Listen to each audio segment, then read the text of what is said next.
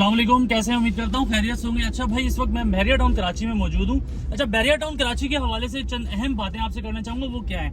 वो ये है कि जिस तरीके से आप सबको पता है कि बहरिया टाउन में आना, अगर आप रेंट पे आते हैं, खास तौर पे ये वीडियो उन लोगों के लिए है कि अगर आप बहरिया टाउन में रेंट पे आते हैं, क्योंकि बहरिया टाउन में कुछ लोग कहते हैं कि यार हमें पहले एक्सपीरियंस कर लेना चाहिए, उसके बाद ही हम कोई प्रॉपर्टी परचेज करें।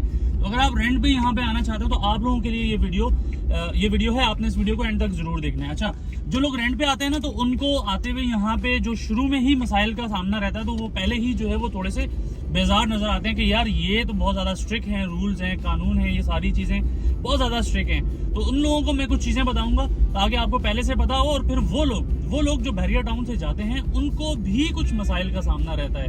तो ये वीडियो आपके लिए भी है कि आप जब यहाँ से जाते हैं, अगर आप रेंट पे आए थे और आपको नहीं समझ में आता, और जब आप जाते हैं तो आपको किन मसाइल का सामना हो सकता है। तो आपने घबराना बिल्कुल भी नहीं है, ठीक है? ये वो वाला घबराना नहीं है, ये वाकई ऐसा है कि आपने घबराना बिल्कुल नहीं है। मैं आपको सारी चीजें आज की वीडियो में गाइड करने की कोशिश करूंगा। सबसे पहले, अगर आप यहाँ पे बहरिया टाउन में जो सबसे सस्ती जगह है जहाँ पे आप अपने लिए रिहाइश अफोर्ड कर सकते हैं, वो यकीनन बहरिया के अपार्टमेंट्स हैं। ठीक है, बहरिया अपार्टमेंट्स के बारे में मैं आपको बताता हूँ। जब आप बहरिया टाउन के अपार्टमेंट्स में शिफ्ट होते हैं तो आपको किस चीज की जरूरत पड़ती है?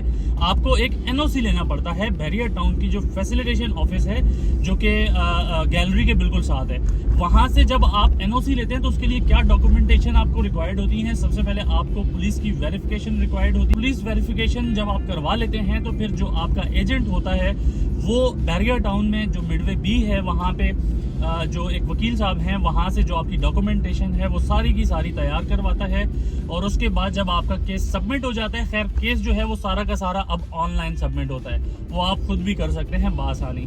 अच्छा, जैसे ही आपका केस सबमिट होता है उसके बाद आपका और जो टेनेंट है, जो टेनेंट और ऑनर दोनों का एक इंटरव्यू कॉल होती है। अगर ऑनर की तरफ से अथॉरिटी पर्सन है, लेकिन अथॉरिटी पर्सन यहाँ पे बहुत जरूरी होता है, क्योंकि बहरिया का कहना यह है कि यार बहुत सारी जगहों पे ऑनर्स यहाँ पर नहीं होते हैं, लेकिन इसलिए फिर इन्होंने एक नया रूल बना दिया है कि भाई अथॉरिटी का होना जरूरी है। टेनेंट और अथॉरिटी पर्सन जो है दोनों का इंटरव्यू होता है। उसमें आपको समझाया जाता है कि भाई आपने रूल्स को फॉलो करना है, आपने कपड़े हैंग नहीं करने हैं, आपने पार्किंग सही से करनी है, सारी चीजें आपको समझाई जाती है। तो बहुत सारे लोग जो है वो शुरू में ही थोड़ा सा घबरा जाते हैं। ठीक है, तो आपने घबराना नहीं है, ये आपको सिर्फ और सिर्फ गाइड किया जाता है, आपको समझाया जाता है। जैसे ही आपका जो है वो एनओसी आपके हाथ में आता है, ये 2 से 4 दिन का प्रोसीजर भी हो सकता है। तो जब आपके हाथ में प्रॉपर जब एनओसी आ जाता है तो आप फिर आराम से बहरिया टाउन में शिफ्ट हो सकते हैं। अच्छा, वो लोग जो बहरिया टाउन से जाने का सोच रहे होते हैं कि मतलब ठीक है यार, अब हमने एक्सपीरियंस कर लिया, मिसाल के तौर पे आपको नहीं समझ में आ रहा, आप जा रहे हैं किसी भी वजह से, आप बहरिया टाउन से जब जा रहे होते हैं तो आपको एनओसी कैंसिल करवाना पड़ता है। अब यहाँ से मजे की कहानी शुरू होती है ना, जो मजे की बात है वो इसी में। यहाँ से जब आप एनओसी कैंसिल करवाते हैं ना, तो सबसे पहले आप जाते हैं फैसिलिटेशन ऑफिस में। जब आप फैसिलिटेशन ऑफिस में जाते हैं,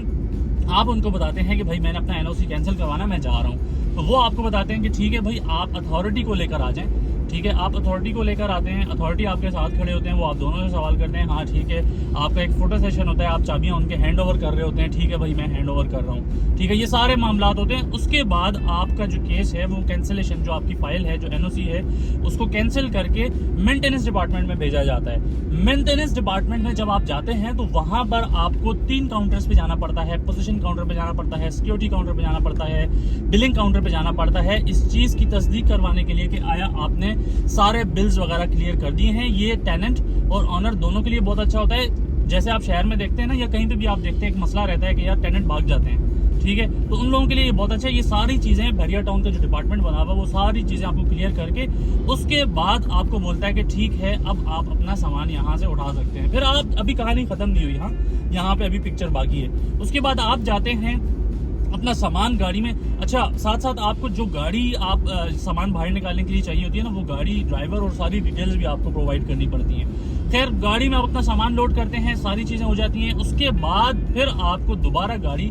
फैसिलिटेशन ऑफिस में लेके जानी पड़ती है। वहां से उसकी पिक्चर्स, वो सारी चीजें वो देखते हैं कि यार हाँ, आपने जो सामान वगैरह बताया था वही है।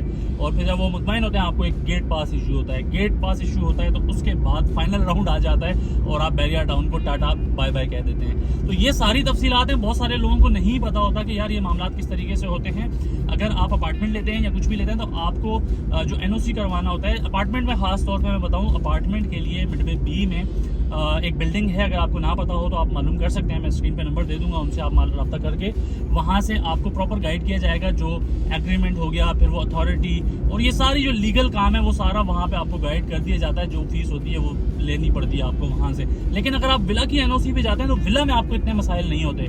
विला के लिए सिंपल आपका एग्रीमेंट है वो आप सबमिट कराते हैं, ऑनलाइन सारी चीज़ें आप सबमिट कराते हैं, पुलिस वेरिफिकेशन, आपकी इंटरव्यू कॉल होती है, आप इंटरव्यू करते हैं, उसके बाद अपना आपको एक गेट पास मिलता है, आप जो आपको एनओसी मिलता है उस पर आप अपना सामान ले आए, शिफ्ट करें। जाते हुए सिंपल सा आपने वहाँ से जो है सामान का गेट पास बनाना है, अथॉरिटी को साथ ले जाएं, वो कैंसिल कर देंगे और अपना सामान लेके चले जाएं। लेकिन बैरिया अपार्टमेंट्स में जैसे कि मैंने बताया कि रूल्स बहुत ज़्यादा सख्त हैं और जिसकी वजह से बैरिया अपार्टमेंट्स को बहुत ज़्यादा सिक्योर भी समझा जाता है। किसी किस्म की चोरी मसाइल या इस तरह की चीज़ें नहीं होती हैं, तो इस वजह से बैरिया अपार्टमेंट्स में थोड़े से कवानीन आपको सख्त मिलते हैं। ये थी खैर हमारी आज की वीडियो। मैंने कोशिश की कि आपको इस हवाले से भी थोड़ा सा आगाह करने की कोशिश करूँ, बहुत सारे लोगों को इस बारे में नहीं पता होता।